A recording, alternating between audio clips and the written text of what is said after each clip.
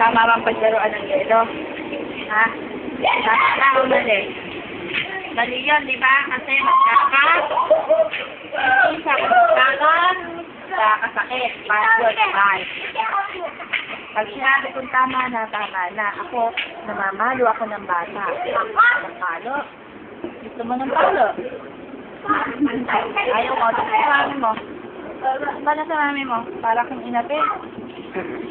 Acting lang ba yan? Mo.